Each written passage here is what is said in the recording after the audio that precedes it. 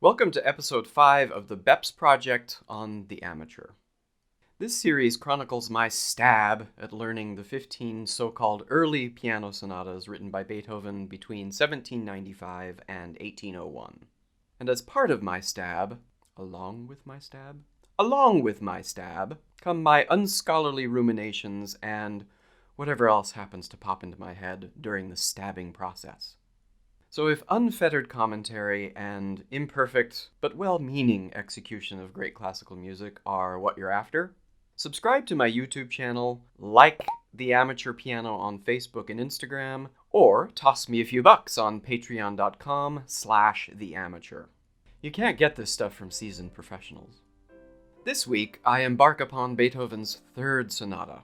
This is the game-changing, over-the-top finale of Opus 2, which starts with a wink and a nod, and then basically takes a sledgehammer to the entire classical period.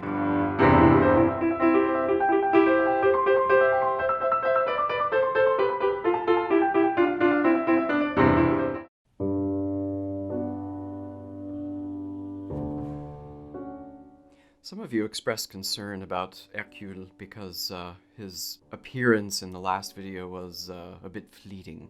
Chalk that up to my sloppy video editing and poor sense of timing. I assure you he's in very good health. Blink twice if you need help, Hercule. See? He's fine. So this piece, bipolar?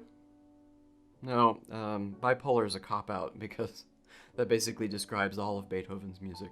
Probably describes Beethoven himself. But like I said, it's the last of a set of 3 sonatas published together as Opus 2. And I think it's clear that he's intending to make a splash and basically upstage everyone. Haydn, who's still alive in 1795 and very much paying attention. Mozart, who's already dead, but revered. And of course, all the other lesser-thans. And the more I worked on this piece, the more it started to sound like parody to me. At least parts of it, especially the tail end, the coda in music speak, where he just riffs on C major, 19 straight bars without a single black key. And actually, not all that much in the way of thematic material.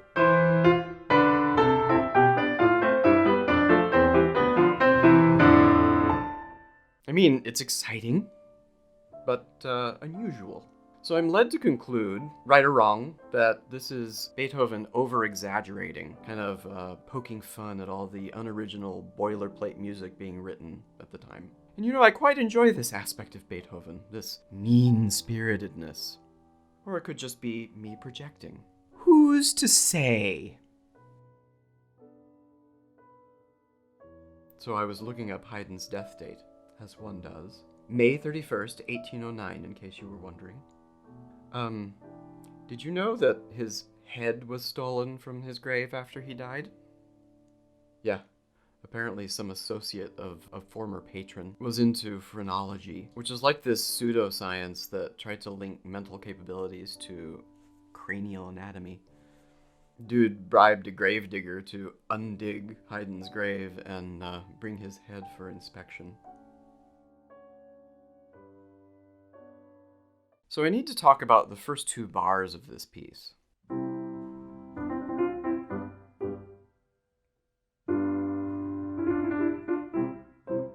Arthur Rubinstein, you know, the famous 20th century pianist and teacher, he used to use the first 2 measures of this piece as sort of like a classic French omelette test for his students. Because, conceptually, like a classic French omelette, the opening musical idea couldn't be simpler. I mean, it's a C major chord followed by this little measured trill in parallel thirds. It's a gesture that you'll pretty much hear ad nauseum throughout this piece. Basic stuff. But also, like a classic omelette, oh so easy to screw up. Parallel intervals are always such a struggle. Plus, it has to be quiet. Loud would be easy, but soft, the mind must be well centered. Skillet at exactly the right temperature, you know. And having done now at least 20 takes of just those 2 bars in the recording session yesterday, I can testify that they are a supremely effective test of focus. It's the closest I've ever come to, like, practicing free throws. So, from that simple beginning, things escalate quickly, and the next thing you know, it's Easter morning, all the church bells ringing type situation. And then this super satisfying, dare I say, heroic modulation to G major.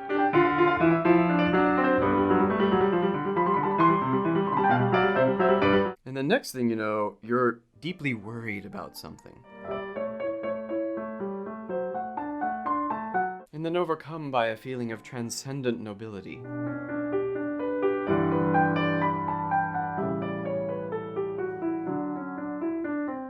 And then the bells start ringing again.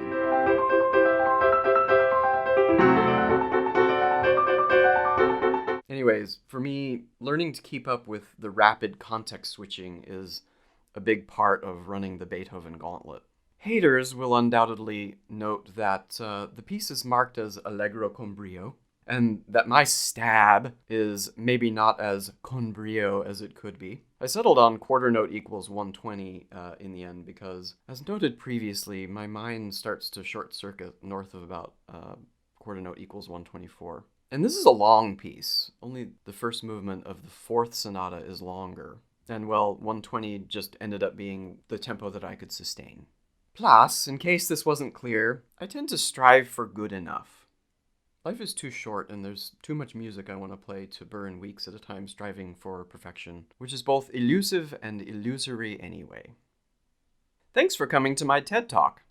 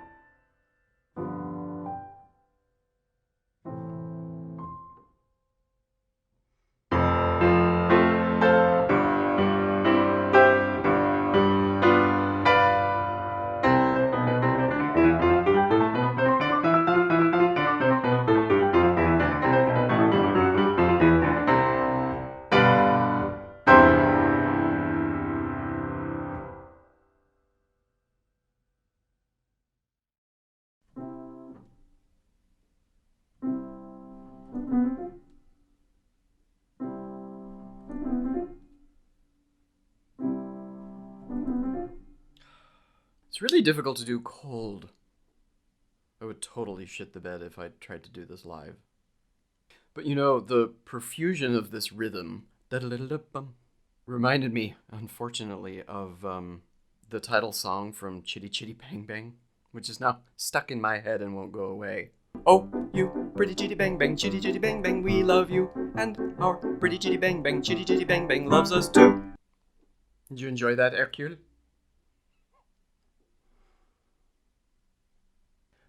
What do I have to do to get a response out of you? Thanks again to my wonderful patrons for their support. If you'd like to join them in supporting the channel, head on over to patreon.com/theamateur and go in for a few bucks. Subscriptions start at just $3 a month, and for that, you get early access content, you get content stripped free of all these exhortations to like and subscribe, plus bonus content. In either case, by all means, do like and subscribe to my channel on YouTube, or if you're watching on Facebook, give me a thumbs up, and share liberally with your friends. So that's it for now. Thanks again for watching. Merci beaucoup. Gracias a todos. And see you next time for the second trippy movement of this sonata with lots of hot crossover arm action.